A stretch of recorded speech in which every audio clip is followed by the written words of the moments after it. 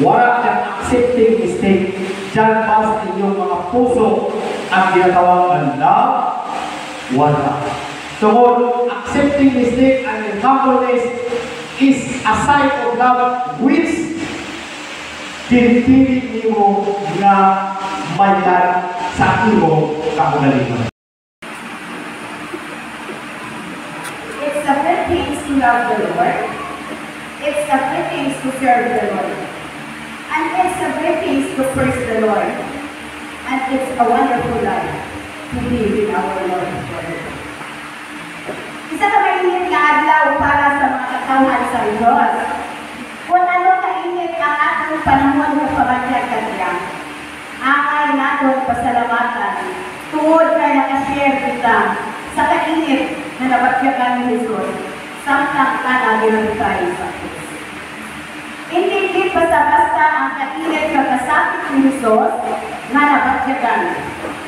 Maluwas lamang ang iyang mga katawhan.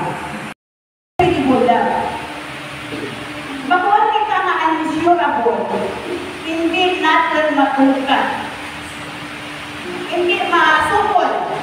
Ang incredible, ready ka dalong words, no? Ang incredible is, hindi ba mapatihan, imposible, hindi mapatihan, nagugma ni Jesus. It's a wonderful nagugma. Amon yan ang gugma sa Diyos na ito sa tanan niyang mga katawhan. So nagabasa ako kayo ng Gilbert, nakapangalanlungin ako. Grabe din ang pag-gugma sa Diyos. Kay incredible lang. Kung ano ka din incredible man. So nagbukat ako kay Google sa dictionary na imposible na gugma. Kung hindi mapatunan ang mga incredible. Lalong katamaan, hindi din matungkad.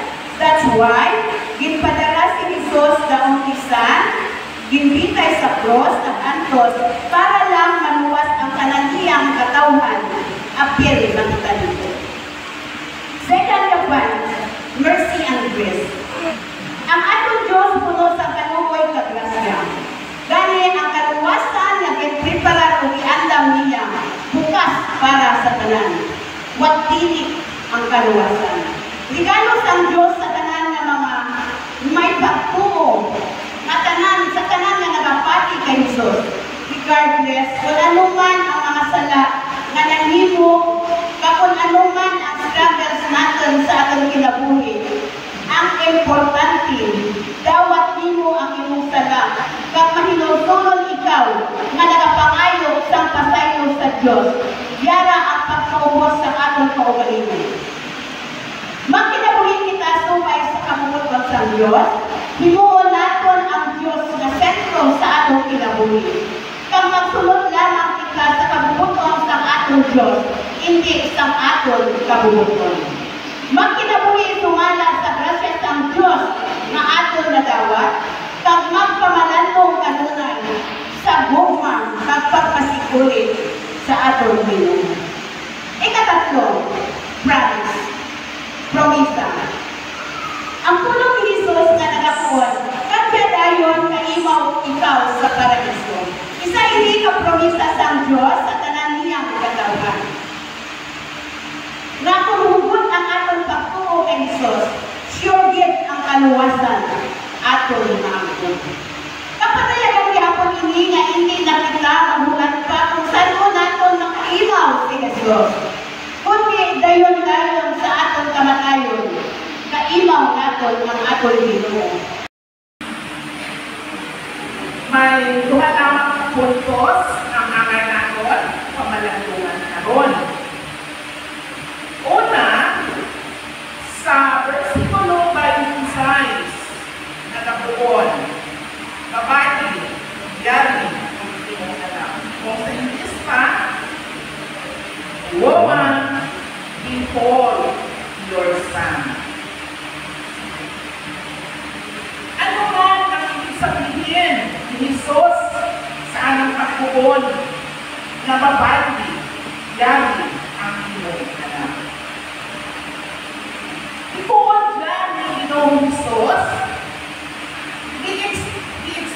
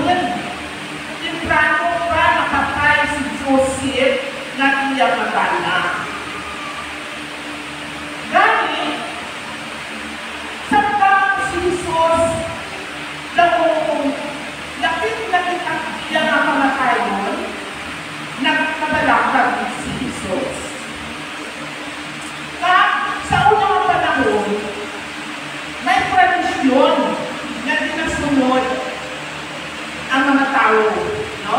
Sa panahon ni Jesus. Tradisyon na kung tinawag ng subang, Ernest na bata, ikaw ka lang ang nakatiman sa imo nga pinitanan. Responsibilidad din sa kananay na bata ang pagkatiman sa anak nga pinitanan. Basta na mapatay ang imo mga pinitanan. Ginoo, naging padubayaan mo ko. Sa pagkakauhanan nito, na magkagal niya, nagdaw, nagkiparal siya sa ilaamay. Kabing pabayan, kabing talitan na siya sa ilaamay, bawat sa sakit na binaan ko siya. Pinako ni Jesus ang atong mga sala sa Kristo hospital niya para kita maluwag sa kalaglagan ng sala na mahimo sa pagbulag kag palayong natin sa Ginoo na maging isolta na kita malagyan sa piskal sa espiritual. Makita natin na ang sala magbungag isang mga pag-antos sa tao, antos ang tao mapatay sa hinundan sa sala.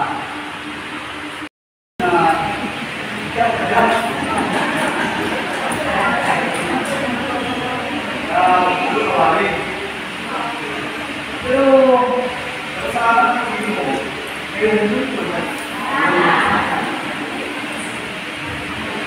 Ada nga po, ang ating umantuman, makita sa buwan ng Spirit, Lecture by Dito, naghahal, nanitulungan ng Jesus, natapos ng tanan. Nakatod pagkuman ang nasulatan, nagsiling siya, sinakuhaw ako. Sino ba sa atin ang buwan natin kakuhaw? Dulu na kita dito sa nabuhay nang tinawag ka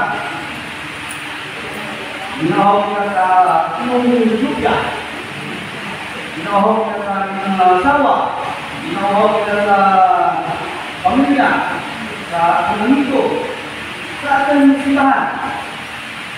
Tinawag ka sa ating muda kung buhay kamulat para sa mga sentiro ng bagay. Sa mga tinawag na asawa, kung mga nabalo, asawa, tinawag ka sa kumana, tinawag. Sila, tinawag sila. Tinawag ka ulot ng guma, ka.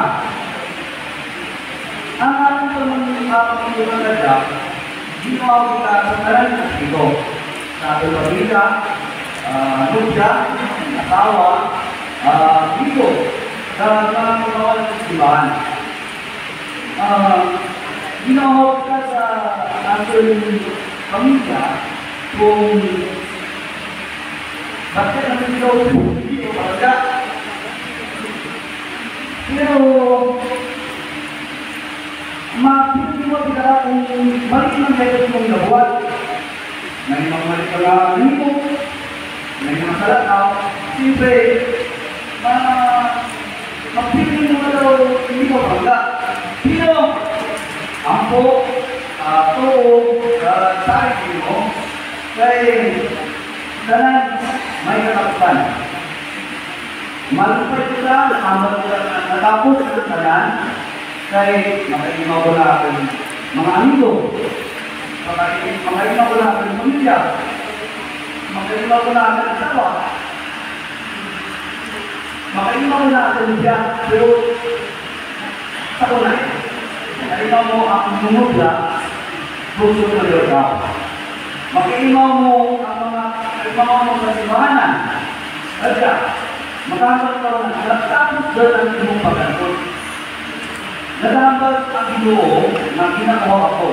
Pero sa kawanan natin na kinaiyak, na nabuhi, ginawa ko lang First, ang pinaka-importante ang uhaw na ito, gugma. Kaya ang Ginoo, nagpakamatay sa krus dahil sa gugma natin. Gugma sa mga tao na bisan nanimo ng tanan, di taon na nabuhi, nagpawa kami ng tulong, nag-ayat sa mga nakikita. Pero ano pang hihino ang mga tao?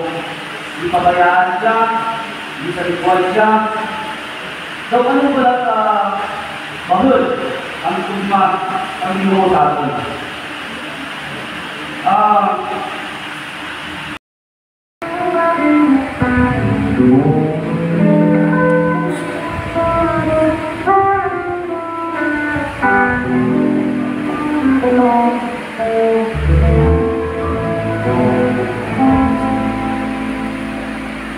Natapos na ang tahanan ng Jesus.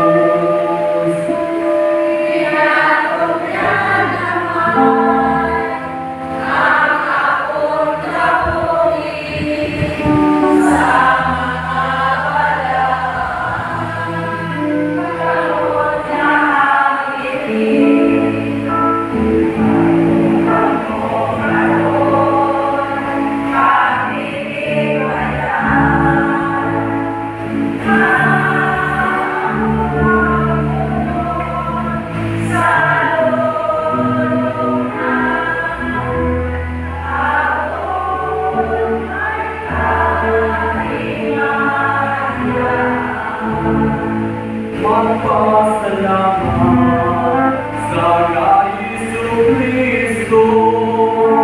Sa iyong nagsaliling sa kamatayon na may ito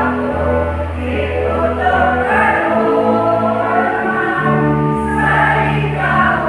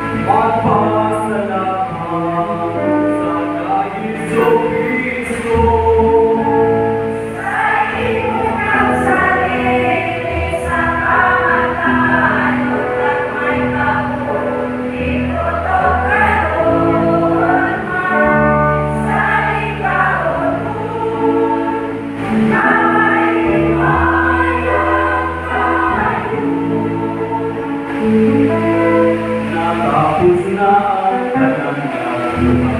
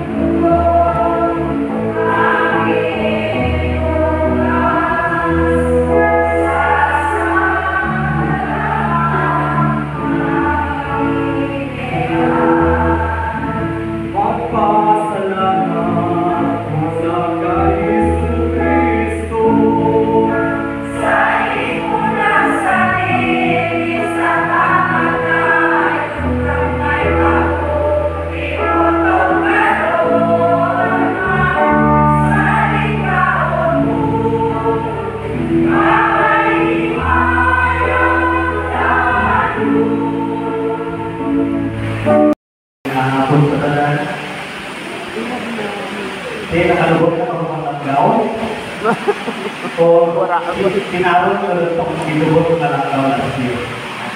Ako magiging sa tradisyon ng mga Pinoy kalilingan ni Ganubot at Langkaw ay puno-puno na.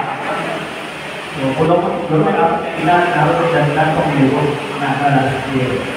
Orang iba ka natin, nagato sa laki. Kita ko naman nanti-nanti. Where pa, mas bago o mas natin bagay nanti-nanti kung may Kristo sa ating pinabuhi. Amen? Amen. Ang ikaanang mapulong na na-pick up ni Jesus, samtata sa may gabi tayo sa Diyos, nakuha na natapos na. Natapos na. Pulo ako sa atin pa isa kang fulfillment or success or victory o katulad. Mapunta may katulad kita kung may mga struggles kita na overcome or mga obstacles sa ating mga kinabuhi na atin na overcome. Maka-experience na kita ang suka or langgaw na atin na maka-experience na kita ang langgaw sa ating kinabuhi bago makakita kita na natapos na or success na kita. Ano ang mga characteristics ng langgaw? Ang langgaw, pait, aslog, or ang compound na kanya acidic ang langgaw. Amuran ng mga problema o mga pagtinaw sa kinabuhi bago kita makakuon na nagpadaungon ng kita. Hindi ba nakakuon na nagpadaungon kita kung wala kita ipakit na inagyan.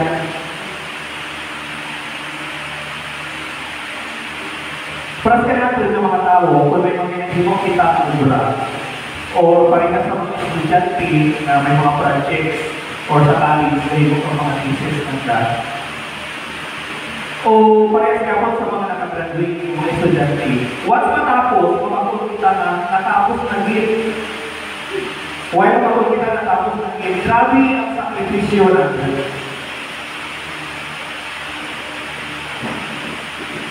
Makaparakahuay na kita, or in other words, success kita sa ating lihimo, o success kita sa ating pag-eskwela, or success kita sa ating mga handog. Diba, sabi tayo kita po sa Facebook na sacrifices paid off. Ako pinagkakit mabasa natin sa Facebook, sa wall, sa mga Facebook, kung may mga tao na success, may mga handog na natuman, sacrifices paid off.